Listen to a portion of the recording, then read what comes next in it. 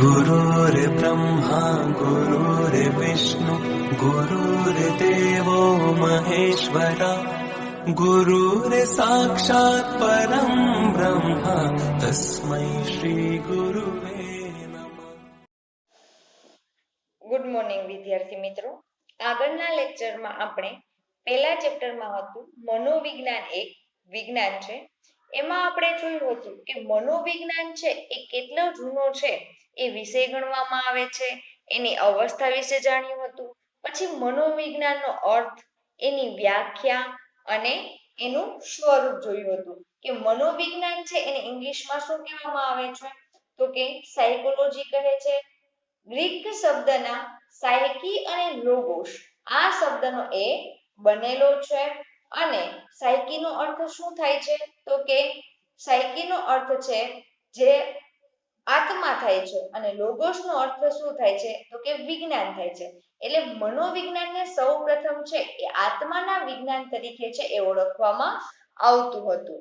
પછી આપણે જોયું હતું કે માનવી કોઈ પણ અવસ્થામાં જાગતો હોય, સૂતો હોય, બેઠો હોય કે કોઈ પણ કામ કરતો હોય ત્યારે પોતાનું જે કાર્ય છે એ સતત છે એ કર્યા કરતો હોય છે.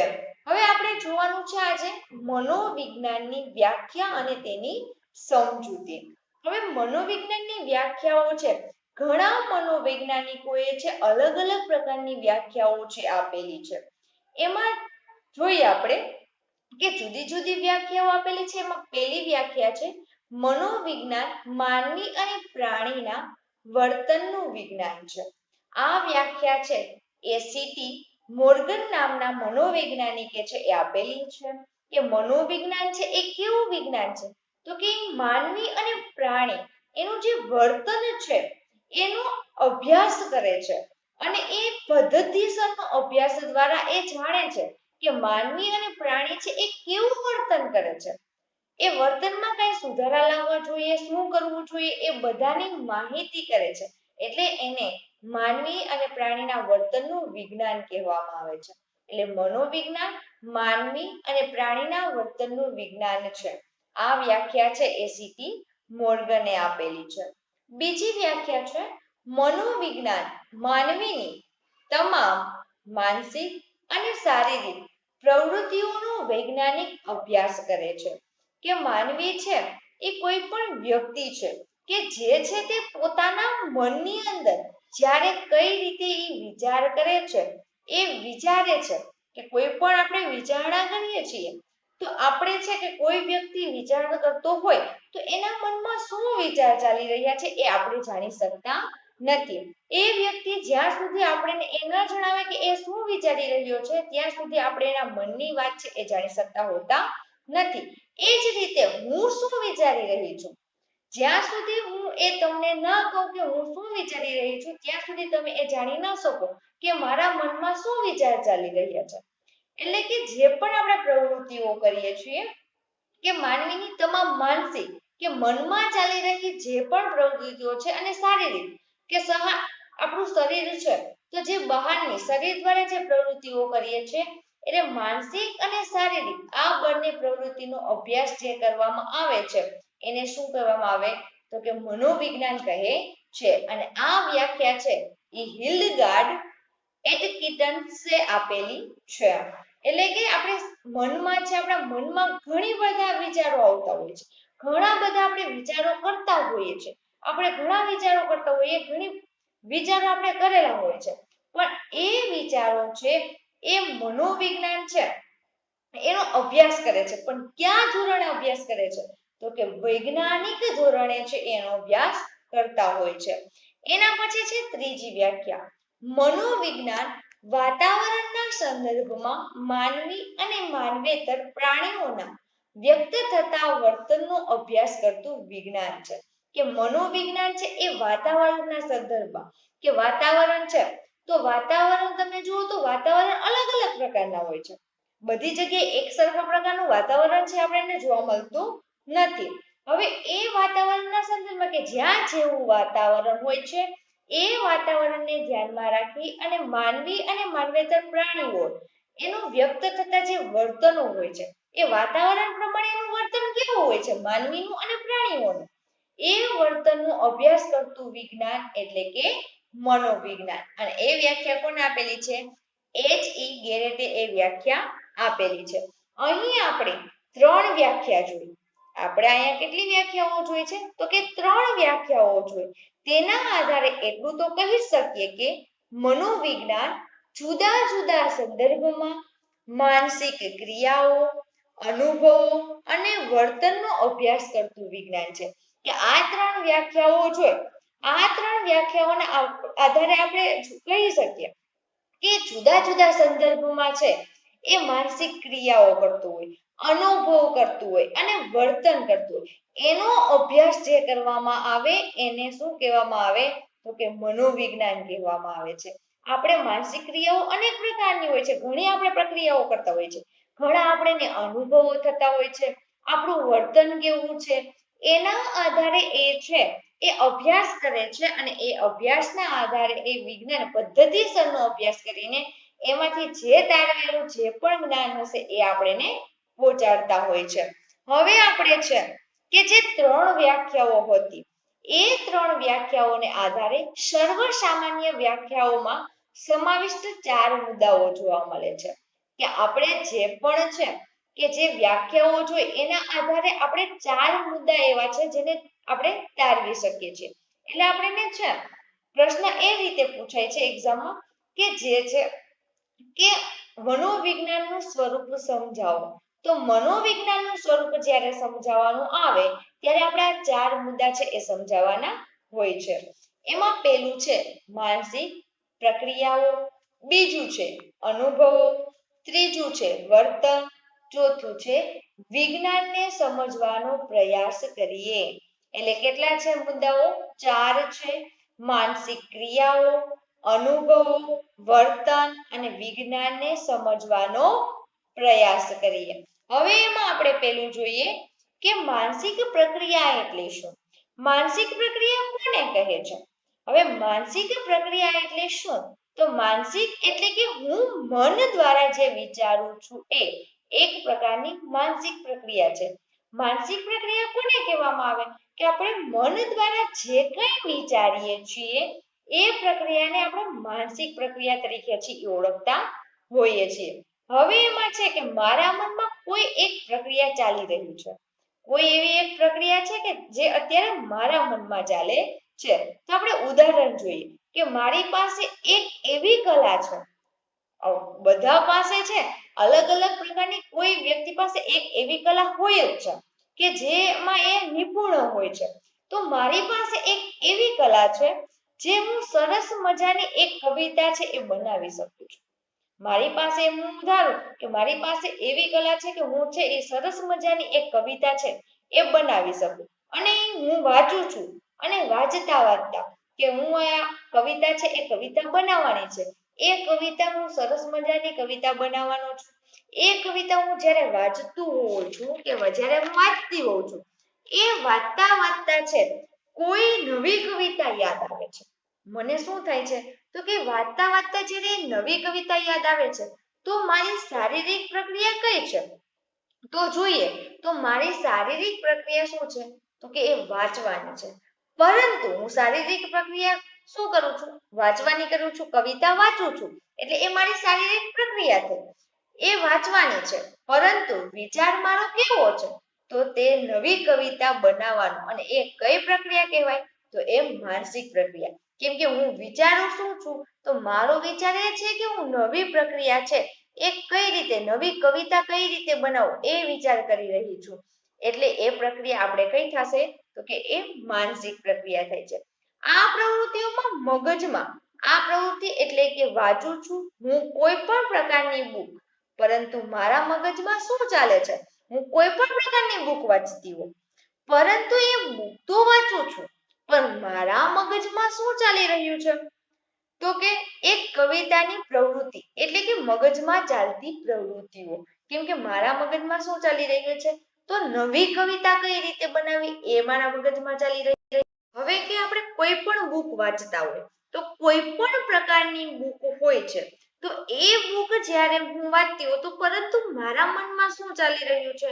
તો કે નવી એક કવિતા બનાવવાનું છે એ ચાલે છે. પરંતુ મારા મગજમાં ચાલતી જે પ્રવૃત્તિઓ સાથે, તો જે મગજમાં જે પ્રવૃત્તિઓ થાય છે એની સાથે નહીં, પરંતુ કોની સાથે આપણે નિષ્પન્ન હોવું જોઈએ, તો કે બાહ્ય જગતમાં અસ્તિત્વ ધરાવતા પદાર્થ, ઘટનાઓ અને પ્રવૃત્તિઓ સંબંધ ધરાવે છે. તો બાહ્ય જગત એટલે કે જે બહારની વસ્તુઓ છે, તો બહારની વસ્તુમાં જે જગતમાં અસ્તિત્વ ધરાવતા હોય એવા જે પદાર્થો હોય છે, એ પદાર્થ છે, એમાં જે પણ ઘટનાઓ હોય છે અને જે પ્રવૃત્તિઓ છે, આ બધા સાથે છે એ સંબંધ ધરાવે છે. જેને વિચાર કર્યો છે, આપણે વિચાર કેવો કર્યો, એક સરસ મજાની કવિતા બનાવવાનો આપણે વિચાર કર્યો છે, પણ વિચાર કેવો કર્યો છે, તો કે સરસ મજાની કવિતા બનાવવાનો. કવિતા તો જે હું બનાવું છું, મારા મગજમાં એક પ્રકારનું છે કે એક પ્રકારનું શું થયું કે પદાર્થ એની અંદર કેવી વસ્તુઓ સંકળાયેલી છે, કે આપણે જ્યારે કવિતા બનાવીએ છીએ તો આપણે અંદર ઘણા એવા શબ્દ આવતા હશે, તો આપણે એમ વિચારીએ કે જે પદાર્થ છે, તો એ પદાર્થની અંદર કઈ એવી વસ્તુઓ છે જે સંકળાયેલી છે, એમાં કેવા શબ્દ એટલે કે જે વર્ડ છે, કેવી ઘટનાઓ છે, એ પ્રકારની ઘટના બની અને પ્રવૃત્તિઓનો સંબંધ એ કે જે કવિતા તૈયાર થશે એ એક પ્રકારની શું કહેવાય, તો કે એ કવિતા. કોઈ પણ પ્રકારની ઘટના હોય, કોઈ પણ કવિતા હશે તેમાં અનેક પ્રકારની ઘટનાઓ તમને જોવા મળશે, તો એ જે ઘટનાઓ છે, એ જે પ્રવૃત્તિઓ આપણે કરીએ છીએ, જે બનાવો બનાવેલા છે, જે પદાર્થ છે, તો એ જે પણ તૈયાર થશે એ એક શું હશે, તો કે એક એ કવિતા હશે. તો માનસિક પ્રક્રિયા એટલે અનુભવ કરનાર વ્યક્તિના અનુભવની આંતરિક બાબત છે. આપણે જે પણ મનમાં વિચારીએ છીએ, તો જ્યારે વિચાર કરીએ છીએ આપણે અનુભવ મેળવતા હોઈએ છીએ, એ જે આપણને અનુભવ થાય છે એ વ્યક્તિના અનુભવથી આપણે આંતરિક એટલે કે આંતરિક શું થશે, તો કે જે પણ આપણે વસ્તુ છે, આંતરિક રીતે જે બાબત વિચારીએ છીએ તેને જેને આપણે સભાન અવસ્થા, જાગ્રત અવસ્થા અથવા માનસિક પ્રક્રિયા તરીકે ઓળખીએ છીએ, કે જે મનમાં આપણે પ્રક્રિયા ચાલી રહી છે આપણા મગજમાં, એનો અનુભવ આપણે જ્યારે થાય એ આંતરિક જે બાબત હોય એ જેને કારણે આપણે જે પણ અવસ્થામાં હોઈએ એ અવસ્થામાં આપણે માનસિક પ્રક્રિયા તરીકે એને આપણે ઓળખતા હોઈએ છીએ. આપણે જ્યારે કોઈ પણ બાબતે વિચારતા હોઈએ કે સમસ્યાનો ઉકેલ નો પ્રયત્ન કરતા હોઈએ ત્યારે આપણા મગજમાં અનેક પ્રક્રિયાઓ ચાલતી હોય છે, જેને જુદી જુદી રીતે અનેક દ્વારા છે રીતો દ્વારા નોંધી શકાય. કે આપણે સામે કોઈ એક સમસ્યા આવે છે, આપણે કોઈ એવી સમસ્યા છે કે જેનું આપણે નિવારણ કરવું છે, એનો ઉકેલ લઈ આવવો છે, તો આપણે એના વિશે આપણે શું કરતા હોઈએ છીએ, તો કે વિચારતા હોઈએ છીએ. તો એ વિચારતા હોઈએ ત્યારે એ સમસ્યાના ઉકેલ માટે આપણે ઘણા એવા પ્રયત્ન કરતા હોઈશું. એ જ્યારે પ્રયત્ન કરતા હોઈએ ત્યારે આપણા મગજમાં અનેક પ્રકારની પ્રક્રિયાઓ થતી હોય છે, તો કે વિચારવાની પ્રક્રિયાઓ થાય છે કે આપણે એનો ઉકેલ કઈ રીતે મેળવીશું, કઈ રીતે આપણે એનું સોલ્યુશન લઈ આવશું, અનેક એવા પ્રશ્નો આપણા મનમાં ઉદ્ભવતા હોય છે. જુદી જુદી રીતો આપણે એમાં છે એ અપનાવતા હોઈએ છીએ. તો આપણા મનમાં જે પણ પ્રક્રિયાઓ છે કેવી ચાલતી હોય, અલગ અલગ પ્રકારની પ્રક્રિયાઓ છે એ ચાલતી હોય છે.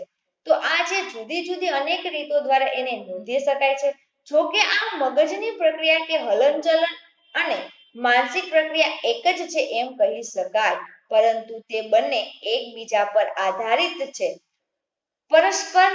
પરસ્પરાવલંબી છે. માનસિક પ્રક્રિયા અને ચેતાકોષીય પ્રક્રિયા સામાન્ય રીતે એકબીજાને અસર કરે છે, પરંતુ બંને એક સરખી નથી. એટલે કે મગજની પ્રક્રિયા, આપણે જે પણ મગજમાં વિચારીએ છીએ એ પ્રક્રિયા અને આપણા દ્વારા જે હલનચલન કરીએ છીએ, આપણે તમે હાથ કે કોઈ પણ જે આપણું શરીર છે એના કોઈ પણ અંગ છે જે હલાવો છો, એનું હલનચલન કરો છો, એ પ્રક્રિયા અને આપણી જે માનસિક પ્રક્રિયા આમ કહેવાય એક છે, પરંતુ એક બંને વચ્ચે શું છે, તો કે પરસ્પરાવલંબી છે. એટલે કે જે પણ એના ચેતાકોષો છે, આપણે કંઈ પણ થાય કે પગમાં કંઈક વાગેલું છે, પગમાં વાગે તો સૌપ્રથમ કોને ખબર પડે છે, તો કે મગજને ખબર પડે છે. મગજને ખબર પડે એટલા દ્વારા આપણે પગ છે શું કરીએ છીએ, ઝડપથી એને ઊંચો લઈએ છીએ, પણ એ અસર પેલા કોને થાય છે, મગજને થાય છે. એ માનસિક પ્રક્રિયા કરીએ છીએ, એના દ્વારા જે ચેતાકોષીય પ્રક્રિયા થાય છે એ સામાન્ય રીતે એકબીજાને અસર કરે છે, પરંતુ બંને એક સરખી હોતી નથી. જે તમે પગ ઊંચો કરો છો અને મગજ દ્વારા જે તમને સંદેશો પહોંચાડવામાં આવે છે કે પગમાં તમને કંઈક વાગેલું છે, તો આ બંને પ્રક્રિયા એક સરખી છે એ જોવા મળતી નથી. મનનું શરીરમાં કોઈ ચોક્કસ સ્થાન, સ્વરૂપ કે આકાર નથી. મન છે, આપણું જે મન છે, એમાં જે શરીર છે, તો શરીરમાં એનું જે કોઈ ચોક્કસ સ્થાન છે, એનું સ્વરૂપ કેવો છે, એનો આકાર કેવો છે, મનને એવી કઈ કોઈ ખબર હોતી નથી. એને કોઈ ખબર નથી કે આપણું સ્થાન કેવું છે, આપણું સ્વરૂપ કેવું છે, આપણો આકાર કેવો છે, એ મનને કઈ ખબર હોતી નથી. મન આપણા વાતાવરણ સાથેના અનુભવો અને આંતરિક ક્રિયાઓમાંથી ઉદ્ભવતી માનસિક પ્રક્રિયાઓનું પરિણામ છે. કે મન છે એ આપણા વાતાવરણ છે, આપણે કેવા વાતાવરણમાં રહીએ છીએ, આપણી સાથે કેવા કેવા અનુભવો થાય છે, એ જે આંતરિક ક્રિયાઓ હોય છે, એ આંતરિક ક્રિયાઓ ઉપરથી જે પણ એમાં ઉદ્ભવ થાય છે, એ ઉદ્ભવથી માનસિક પ્રક્રિયાઓનું છે એ પરિણામ આવતું હોય છે. મગજની પ્રક્રિયાઓ મનની ક્રિયાઓ સમજવા માટે મહત્વની કડી પૂરી પાડે છે. કે મગજની પ્રક્રિયાઓ છે, તો મગજની જે પ્રક્રિયા છે એ મનની જે ક્રિયાઓ સમજવા માટે, કે મનમાં આપણે શું ચાલી રહ્યું છે, એ ક્રિયાઓ સમજવા માટે મહત્વની કડી છે એ પૂરી પાડતું હોય છે. પરંતુ આપણા અનુભવો અને માનસિક પ્રક્રિયાઓ તરફથી જાગૃતતા ચેતાકોષીય કે મગજની પ્રક્રિયાઓ કરતા વધારે છે. ત્યાં સુધી કે આપણે સૂઈ જઈએ છીએ ત્યારે પણ ઘણી પ્રવૃત્તિઓ છે એ ચાલુ થતી હોય છે. કે આપણે જે આપણા અનુભવો છે, આપણે માનસિક જે પ્રક્રિયાઓ કરતા હોય છે, તો આપણે જે જાગૃત હોઈએ છીએ, આપણે જાગૃત હોઈએ ત્યારે આપણા ચેતાકોષો, શરીરના જે કોષો હોય છે, એ કામ કરે છે અને મગજની પ્રક્રિયા કરતા પણ એ વધારે છે. ત્યાં સુધી કે આપણે જ્યારે એ સૂઈ જતા હોઈએ છીએ ત્યારે પણ ઘણી એવી પ્રવૃત્તિઓ છે એ થતી હોય છે. આપણે સ્વપ્ન જોઈએ છીએ અને બીજી અનેક માહિતી આપણા મન દ્વારા આવતી રહે છે. કે આપણે તમે સૂતા હોય તો તમને છે એ સપન આવતું હોય છે. તમે જે સપના જુઓ છો એ એક ક્રિયાઓ જ છે. બીજી અનેક પ્રકારની તમે પ્રવૃત્તિઓ કરતા હશો, તો જે પણ પ્રવૃત્તિઓ છે એ તમે કોઈ પણ અવસ્થામાં હોવ છો, એ અવસ્થામાં એ ચાલુ જ રહે છે, એ પ્રક્રિયા થતી જ રહે છે. એટલે એને સૌથી મહત્વની પ્રક્રિયા છે એ ગણવામાં આવતી હોય છે. એટલે કે માનસિક પ્રક્રિયા શું છે, તો કે એક મન દ્વારા જે પ્રક્રિયા થતી હોય એને શું કહેવામાં આવે, તો કે માનસિક પ્રક્રિયા છે એ કહે છે.